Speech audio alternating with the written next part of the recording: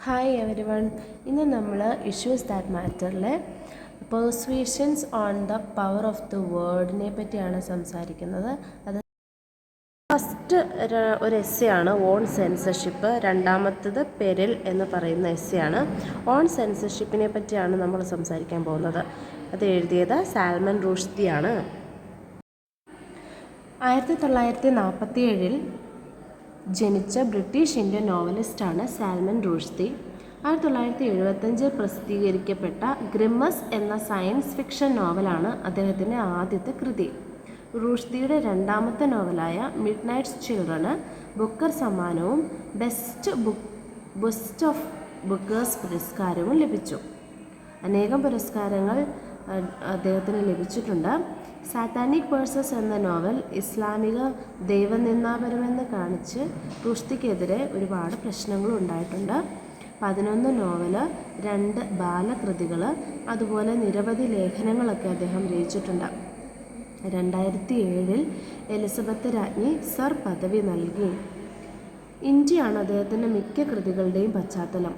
Magical റിയലിസവും ചരിത്രവും ഇടകലർത്തിയുള്ളതാണ് അദ്ദേഹത്തിൻ്റെ രചനകളിൽ നമുക്ക് കാണാനായിട്ട് സാധിക്കുന്നത്. 2000 മുതൽ അദ്ദേഹം താമസിക്കുന്നത് അമേരിക്കയിലാണ്.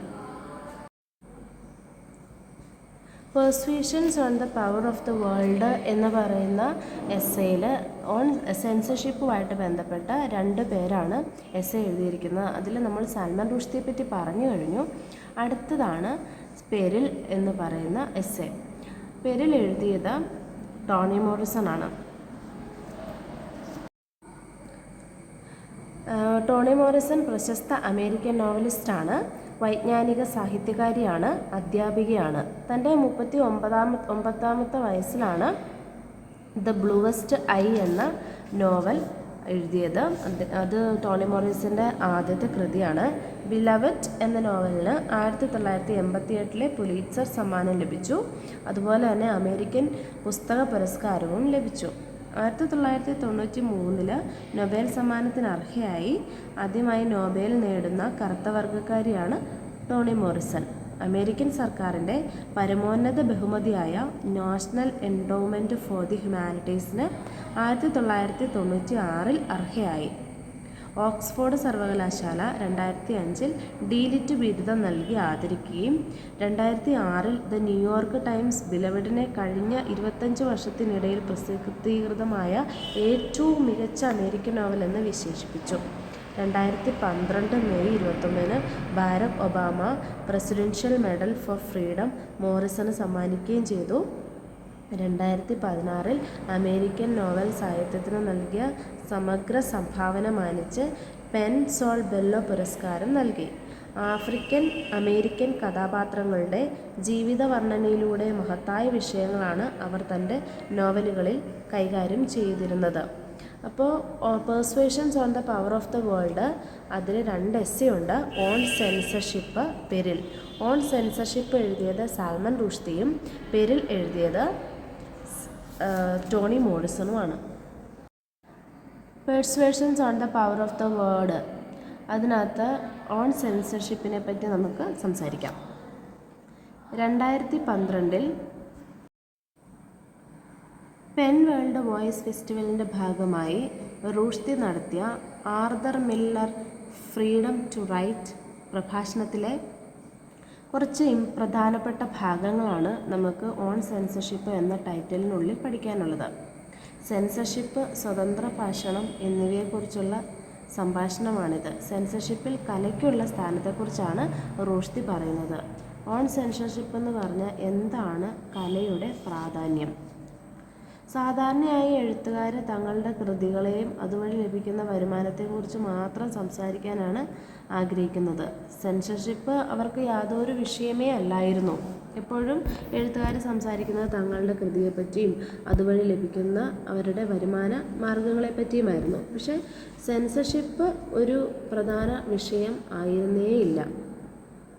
സെൻസർഷിപ്പിന് കീഴിലുള്ള എഴുത്തിനെ നമ്മുടെ ചുറ്റുമുള്ള വായുവുമായി റുഷ്ദി താരതമ്യം ചെയ്യുന്നു. പരീക്ഷയ്ക്ക് പ്രധാനപ്പെട്ട ഒന്നാണ് സെൻസർഷിപ്പിനെ അദ്ദേഹം എന്തുമായിട്ടാണ് താരതമ്യം ചെയ്തിരിക്കുന്നതെന്ന്.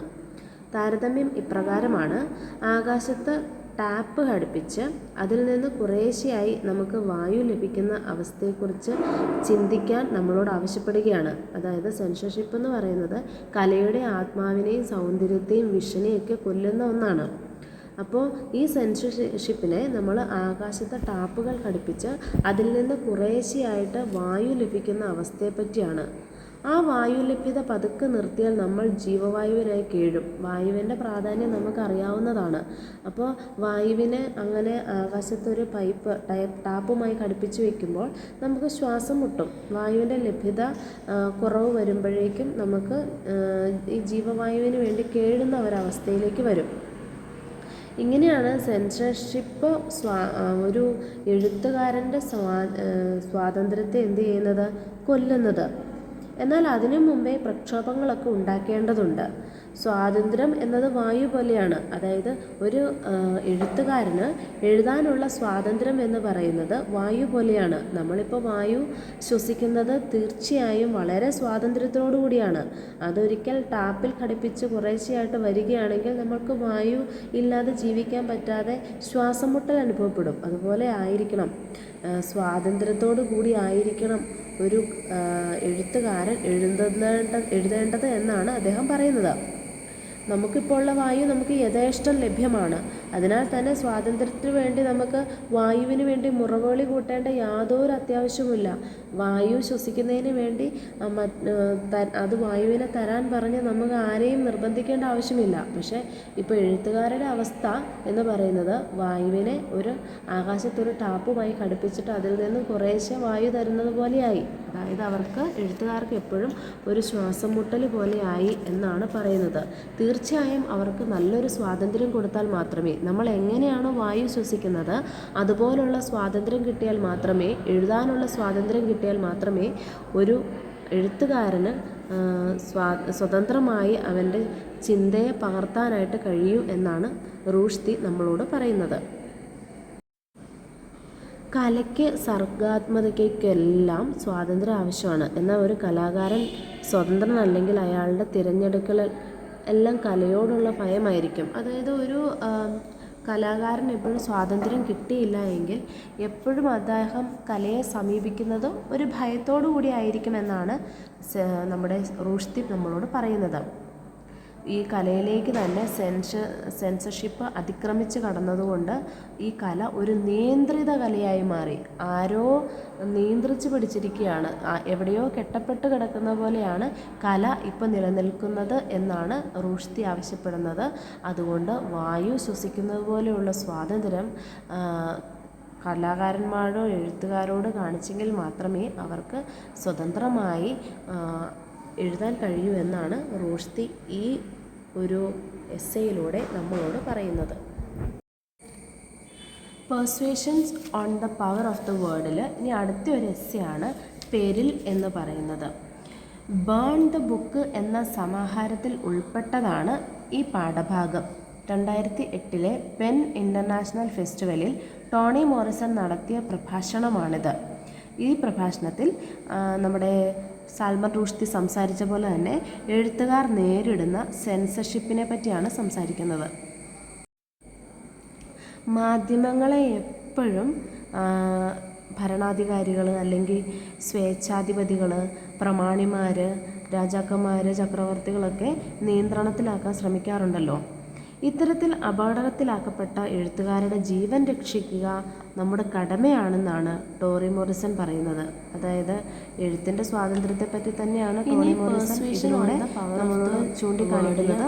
അതിലൂടെ എഴുത്തുകാരുടെ ജീവൻ രക്ഷിക്കുക എന്ന് പറയുന്ന വലിയൊരു കടമ നമ്മൾ നിർവഹിക്കണം എന്നാണ് ടോണി മോറിസൺ പറയുന്നത്. ഭരണകൂടത്തിനെതിരെ ശബ്ദമുയർത്തിയതിൻ്റെ പേരിൽ നിരവധി എഴുത്തുകാർ അവരുടെ ജന്മനാട് ഉപേക്ഷിച്ച് പോകേണ്ടി വന്നിട്ടുണ്ട്. അതായത് അവരുടെ എഴുത്തിലൂടെ അവർക്ക് പറയാനുള്ള കാര്യങ്ങളൊക്കെ പറഞ്ഞതിനെ ചൊല്ലി, ഭരണകൂടത്തിനെതിരെ ശബ്ദമുയർത്തിയതിനെ ചൊല്ലി അവരവരുടെ സ്വന്തം ജന്മനാട് ഉപേക്ഷിച്ച് വേറൊരു സ്ഥലത്തേക്ക് പലായനം ചെയ്യപ്പെടേണ്ട സാഹചര്യങ്ങളുണ്ടായിട്ടുണ്ട്. ചരിത്രപരമായി സ്വേച്ഛാധിപത്യ ഭരണത്തിന് കീഴിൽ സാധാരണ ജനങ്ങൾ അനുഭവിക്കുന്ന ക്രൂരതകളുടെ നേർക്കാഴ്ചയാണ് എഴുത്തുകാർക്കെതിരെ ഉണ്ടാകുന്ന ഭരണകൂട അതിക്രമങ്ങൾ. ഈ എഴുത്തുകാരെല്ലാം അവരുടെ എഴുത്തിൻ്റെ വിഷയമാക്കിയിരിക്കുന്നത് വളരെ പ്രശ്നം പിടിച്ച ഒരു സമൂഹത്തിൽ ജീവിക്കുന്ന സാധാരണ ജനങ്ങൾ അനുഭവിക്കുന്ന ക്രൂരതകളാണ് എഴുതപ്പെട്ടിരിക്കുന്നത്. അപ്പോൾ അത്തരം ക്രൂരതകൾ എഴുതപ്പെടുമ്പോൾ സാധാരണ ജനങ്ങൾ സമൂഹത്തിൽ അനുഭവിക്കുന്ന പ്രശ്നങ്ങൾ പ്രതിപാദ്യ വിഷയമാകുമ്പോൾ തീർച്ചയായും അത് എഴുത്തുകാർക്കെതിരെയുള്ള ഭരണകൂടം എഴുത്തുകാർക്കെതിരെ നീങ്ങുമല്ലോ. ഇത്തരം അവ്യവസ്ഥയ്ക്കെതിരെയുള്ള മനുഷ്യ പ്രതികരണത്തിനെ മോറിസൺ രണ്ടായി തിരിക്കുന്നു. അതിന് നെയ്മിംഗ് എന്നും ലഹള എന്നുമാണ് രണ്ടായി തിരിക്കുന്നത്. നമുക്ക് വ്യക്തമാകാത്ത തരം അവസ്ഥയാണെങ്കിൽ വളരെ ലളിതമായി നെയ്മിങ്ങിൽ കൂടെ പരിഹരിക്കപ്പെടുന്നു. ഇനി അല്പം കലഹമൊക്കെ ഉണ്ടാക്കുകയാണെങ്കിൽ അത് ലഹളയാകും. അതിനുത്തരം അല്ലേ? അതായത് നമുക്ക് വ്യക്തമാകാത്ത ഒരു കാര്യമാണെങ്കിൽ അതിൽ നെയ്മിങ്ങിലൂടെ പരിഹരിക്കുകയും ഇനി പ്രശ്നം ഉണ്ടാക്കണം എന്ന് ആ ഒരു പ്രശ്നം പരിഹരിക്കണമെങ്കിൽ പ്രശ്നമാണോ ഉണ്ടാക്കേണ്ടതെങ്കിൽ അത് ലഹളയായി മാറുകയും ചെയ്യും. മൂന്നാമത്തെ ഒരു പ്രതികരണമാണ് നിശബ്ദത. അതായത് വളരെ സ്റ്റിൽനെസ് എന്ന് പറയും. മൂന്നാമതായിട്ട് പറഞ്ഞിരിക്കുന്ന ഒരു പ്രതികരണം ആണ് ടോണി മോറിസൻ്റെ അഭിപ്രായത്തിൽ സ്റ്റിൽനെസ് അഥവാ നിശബ്ദത. നിശബ്ദത എന്താണെന്നറിയാലോ? മിണ്ടാതിരിക്കുക എന്നുള്ളതാണ്. ഇത്തരം പ്രതികൂലാവസ്ഥകൾക്കെതിരായി പ്രതികരിക്കാനാവുക എഴുത്തുകാർക്ക് മാത്രമാണ്. അതായത് സമൂഹത്തിൽ എത്ര അനീതി ഉണ്ടായാലും ഭരണകൂടത്തിൽ എന്തെല്ലാം പ്രശ്നങ്ങളുണ്ടായാലും അതൊക്കെ എഴുതി പിടിപ്പിച്ച് അവരുടെ ആശയങ്ങൾ ഇങ്ങനെ ആയിരിക്കരുത് ഒരു ഭരണകൂടം, അല്ലെങ്കിൽ ഇങ്ങനെ ആയിരിക്കണം ഭരണകൂടം എന്ന് എഴുതാൻ കഴിയുന്ന ഒരേ ഒരു സമൂഹം എന്ന് പറയുന്നത് അത് എഴുത്തുകാരുടെ സമൂഹം മാത്രമാണ്. ഏത് പ്രതികൂല സാഹചര്യത്തിലാണെങ്കിലും എഴുത്തുകാർക്ക് അവരുടെ എഴുത്തിലൂടെ പ്രതികരിക്കാൻ കഴിയുമെന്നാണ് ടോണി മോറിസൺ പറയുന്നത്. അതിനാൽ ഓരോ എഴുത്തുകാരുടെ ജീവിതവും കൃതികളും അത്യാവശ്യമാണ്. സമൂഹത്തിൽ എന്തെങ്കിലും ഒരു മാറ്റം ഉണ്ടാകേണ്ടതുണ്ടെങ്കിൽ, ശബ്ദമുയർത്തേണ്ടതുണ്ടെങ്കിൽ എഴുത്തുകാരുടെ തൂലിക ചലിച്ചാൽ അത് നടക്കുമെന്നാണ് ടോണി മോറിസൺ സംസാരിക്കുന്നത്. അതുകൊണ്ടാണ് എഴുതാൻ സ്വാതന്ത്ര്യമില്ലാത്ത എഴുത്തുകാരുടെ ജീവൻ രക്ഷിക്കേണ്ടത് നമ്മുടെ ഓരോരുത്തരുടെയും കടമയാണെന്ന് ടോണി മോറിസൺ ഊന്നി പറയുന്നത് അതുകൊണ്ട് തന്നെയാണ്. അപ്പോൾ persuasions on the power of the വേൾഡിൽ ടോണി മോറിസണും സാൽമൻ റുഷ്ദിയും സംസാരിച്ചത് ഇപ്രകാരമാണ്. ടോണി മോറിസൻ്റെ 3 പ്രതികരണങ്ങളും സാൽമൻ റുഷ്ദിയുടെ വായുവുമായിട്ടുള്ള എഴുത്തുകാരുടെ താരതമ്യവുമാണ് നമ്മൾ വളരെയധികം ശ്രദ്ധിച്ച് ഇതിൽ നിന്നും മനസ്സിലാക്കേണ്ടത്. Thank you.